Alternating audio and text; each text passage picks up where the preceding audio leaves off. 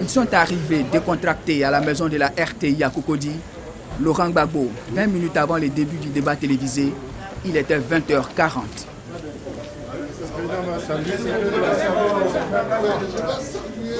Jamais changé. Poussez-vous s'il vous plaît.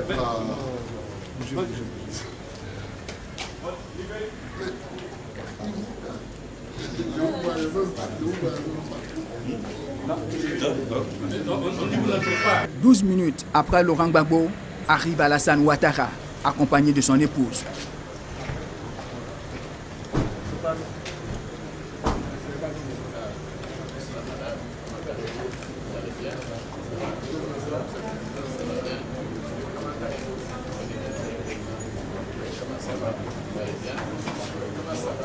Première exigence avant le face-à-face, la séance de maquillage.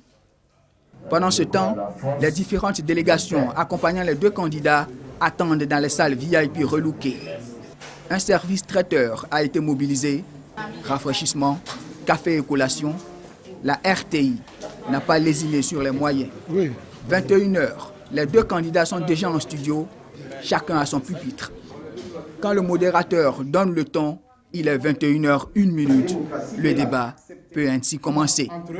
Ils peuvent cependant s'interpeller.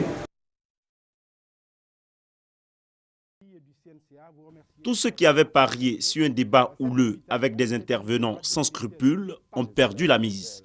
Donc courtois, parfois taquins, mais assez sérieux, les deux postulants à l'unique fauteuil présidentiel de la Côte d'Ivoire lors du scrutin du 28 novembre prochain ont présenté les grands axes de leur programme. Quand un pays sort de crise, c'est mon expérience de la gestion que j'ai eue ailleurs sur les questions de crise. Je m'occupais des pays comme le Kosovo et autres quand il y a eu ces grandes crises. Et il faut un régime fort au départ. Donc le régime présidentiel, nous devons le maintenir pour une partie de la durée du mandat. À partir de là, il faut des accommodations. Peut-être il faut une assemblée qui ait plus de pouvoir. Parce qu'aujourd'hui, l'Assemblée n'a quasiment aucun pouvoir. Le Premier ministre, par exemple, est nommé par le chef de l'État et par la volonté du chef de l'État. Et il peut être à tout moment démis de ses fonctions. Il n'a pas une base parlementaire réelle.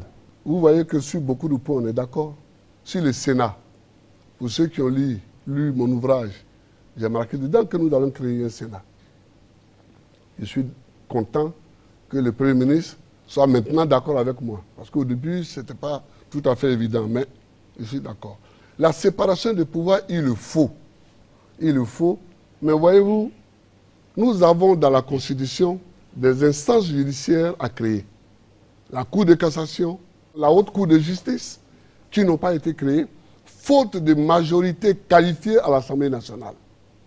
J'espère que, comme les deux candidats qui restent en liste pour le deuxième tour sont d'accord pour la séparation des pouvoirs, j'espère que nous allons, après cette élection, voter ces lois organiques. Le questionnaire du modérateur Brouaka Pascal de la rédaction de La Première proposait 5 thèmes majeurs, entre autres l'économie, les questions de société, la sécurité et la politique étrangère. Une vraie épreuve d'oral avant examen pratique pour nos deux candidats. La Côte d'Ivoire a besoin de tous ses fils, et surtout en période de crise. Et j'ai une expérience non seulement de la gestion de l'État dans mon pays, également dans la sous-région, mais dans le monde entier. Quand on a des difficultés dans son pays, on doit pouvoir apporter sa contribution. Donc c'est pour cela que j'ai décidé d'être candidat. Nous nous sommes battus pour que le multipartisme arrive. Il est arrivé. Nous nous sommes battus pour que la démocratie arrive. Elle est arrivée. Nous nous sommes battus pour que l'alternance arrive. Elle est arrivée. Et donc c'est dans la continuation de tout ce combat que je suis candidat. Pour apporter un mieux-être à mes compatriotes, pour mettre surtout définitivement fin à cette crise. L'on a eu droit à un face-à-face civilisé pour cette grande première en Afrique de l'Ouest. Un honneur à la démocratie ivoirienne qui vaut visiblement son pesant d'or.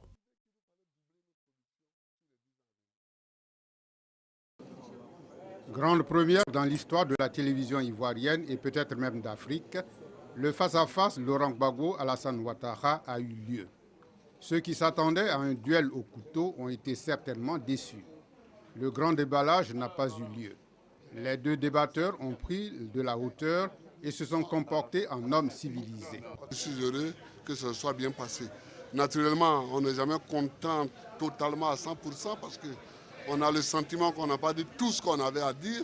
Vous avez vu la pile de dossiers que j'avais et la pile de dossiers qu'avait le Premier ministre Ouattara. Bon, donc, certainement qu'on aurait voulu encore 2 heures pour pouvoir tout dire, mais ça s'est bien passé.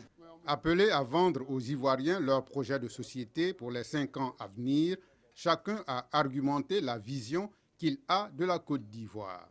Il était important que les Ivoiriens entendent les candidats sur leur vision de la Côte d'Ivoire, sur leur bilan, sur les perspectives, sur leur programme. Je suis aussi satisfait du fait que le ton a été courtois et que le débat a été fraternel. Et nous avons pu nous adresser aux Ivoiriens. Maintenant, les choses sont très claires. Les Ivoiriens pourront choisir entre 2 candidats. Les 2 invités de Bouaka Pascal savaient que les Ivoiriens et le monde entier les observaient. Ils ont donc l'un et l'autre agi en hommes d'État, comme pour dire que la politique, ce n'est pas la guerre.